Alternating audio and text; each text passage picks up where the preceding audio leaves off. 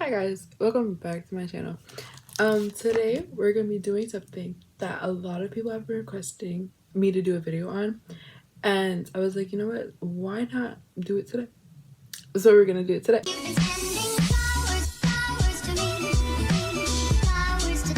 As you can tell by the title, I'm gonna be showing you how I do my Bible journaling. So first off, this is my Bible. She's so pretty, and a whole bunch of people compliment me on my Bible all the time, but like, look at it. Right? And then it has a script. Don't ask me what it is because I do not know. It's Romans 8:28-32. Okay, so I'm gonna show you like a look through my Bible. Let's start off. So the first book that I started like journaling or like taking notes on was Genesis. Did I finish it? No, I did not. I think I stopped at like, so this is what it looks like. Once we get to Exodus though, it's on a different level. Like, so these are all my notes for Genesis.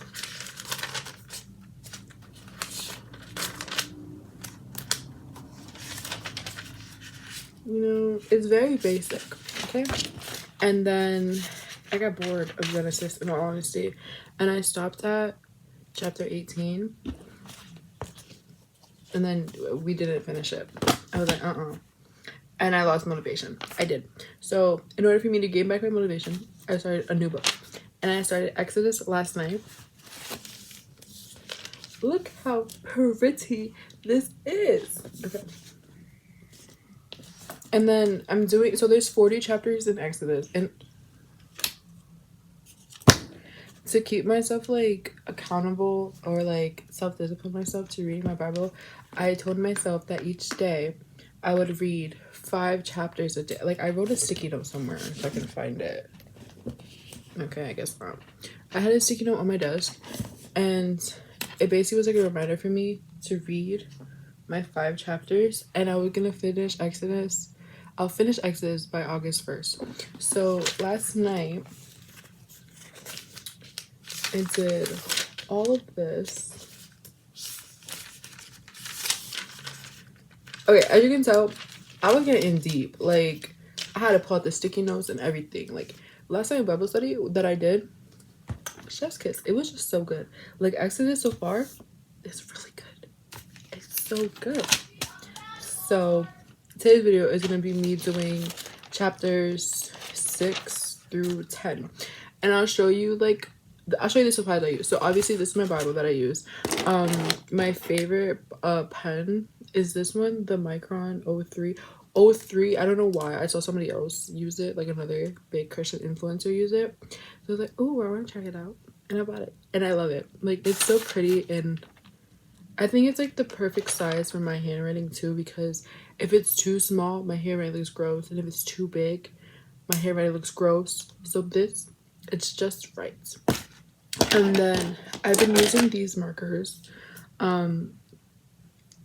They're just Sharpie highlight, like they look like this.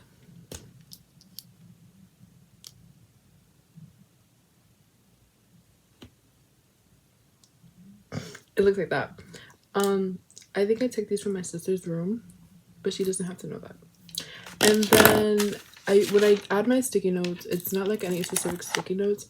I got this from my internship, but the internship that I had last year, and it's basically just a whole bunch of sticky notes. Now we're actually gonna get into like the study itself. So before each study that I do, I always pray first. I feel like it's just essential, because prayer is essential. Like, it's very much necessary. It's not like an option of having it in your Christian life. No, you need it. So whenever I pray before my study, I always like ask God to just like open my heart, open my mind, so I can like hear his voice clearly and read his word clearly. I ask that he takes away any distraction that might come up, that I may, things that might come up, and that he take control of my mind. And honestly, because I feel like I'll be reading my stuff, and then like some random thought will come to mind, and then once that thought comes to mind, I just lose the flow of everything. So I always pray first. Okay, so now I'm gonna show you like the basics of how I do my study. Right now I want to apologize if you hear any noise. My neighbors decided to do yard work at the moment. So yeah, if you hear that, I'm sorry. So what I do is like where you see like most of my highlighting over here too. It's like just stuff that stuck out to me. And then so let's see. So if we follow this one, you see like there's an arrow, whatever, and it goes all the way up here. And then I just write what sticks out to me or what stuck out to me in the commentary that I saw. And then I write like anything that like God spoke to me or like what he revealed to me like after reading either the commentary or just like reading the verse itself. I write it down over here.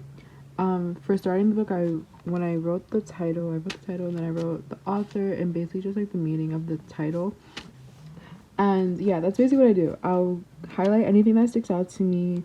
Here you can see I highlight or underline some. Where is this? I underlined something that was repeated twice. So like feared God was repeated in verse 17, and then in verse 20 it was repeated again, and then that had a meaning for it. It's somewhere over here. There's too many arrows to see, but I underlined things that stick out to me. So like that feared God stuck out to me, and I think I wrote something over here. Oh, it's one of these. I think it's both of them. That's what stuck out to me with the underline and that verse itself. So yeah, that's what I do, and I've done it for all of the things. So on this one you can see like I highlighted a lot more on this. Yeah, and then I started running out of space over here because like this page, what chapter is this? This is chapter 2, I think. Yeah, it's chapter 2 and chapter 3. So here, oh my god, for chapter 3 I wrote a whole bunch. Now I'm remembering everything I wrote. Yeah, ended up on the sides over here, up here. I had to add more sticky notes, and then I was scared that I wasn't gonna fit it in like the lines that were provided, so I cut out a sticky note. It was just so much. Like you could just see how my thoughts flow when I'm reading. It's just a mess, but it all makes sense to me on how I do it. Like I just highlight the things that stick out to me, write what God is revealing to me or how he's speaking to me through those verses, and then I do the same over here and the same over here. So yeah, and then there's like one long arrow for no reason whatsoever. I don't know why I did that. But we're gonna start chapter 6 right now. I'll show you guys how I do that, and then we're gonna go all the way up to chapter 10.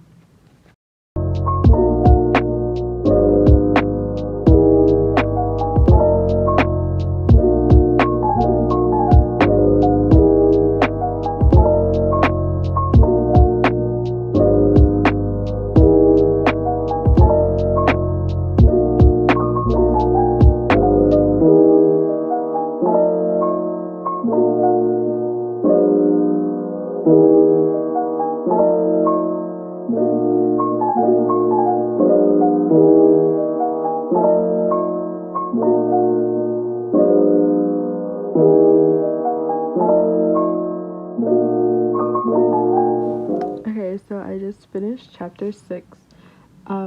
I'm sorry, but the genealogy, I usually skip that. Well, I mean, I read it, but like nothing really sticks out to me sometimes. Not really. Anyways, so I finished chapter 6. Yeah, like I said, like I'll highlight this thing that stick out to me, and you can see like my arrows over here, and then I write down here. Here I like, you can see where I highlighted or underlined I will, and it's just reinforcing the fact that like God's got it. There's literally no need to worry. And then over here some stuff, but yeah. So I'm gonna show you the commentary that I use. So I use Enduring Word. So when you come in, it looks like this, and it's just like basically, I think it's like multiple guys, and they just like go through the Bible and give you commentary on it. So it's already on Exodus chapter 6 because I was just in there, and it'll break down either like one verse or like a couple verses together, and it'll go in depth of all of them. And so like it'll give you like biblical references that tie in with it, but then it'll also give you their personal opinion on things. So like there, that's where you have to be careful, because like some people interpret the Bible differently and their views kind of sometimes, but I haven't had a problem with the way they interpret it. But yeah, but like some commentaries, you do have to be careful like with how people interpret the Bible, because like sometimes it'd be like unbiblical, but this so far has been pretty good. So I use this. Most of my notes that I use, like some of them, I know like these two, like where I got the Romans 12:1-2, it came from the commentary. So this is, what verse is this? It's verse 9. So if we go down to verse 9, so here they took like, they just broke down verse 9 by itself. And you can see where it says Romans 12:1-2. And that part just really stuck out with me. Even before like reading the commentary, this verse by itself really like spoke out to me, like on how we feel when we're like living in sin for so long and living in bondage for so long, that like we lack the confidence that God is like still for us, that he can work with us. But yeah, so now I think I'm gonna go and do chapters 7-10 by myself, and I'm show you when I'm done. But I think I've done an overview of like how I've done it and how I do it. It is now like, what time is it?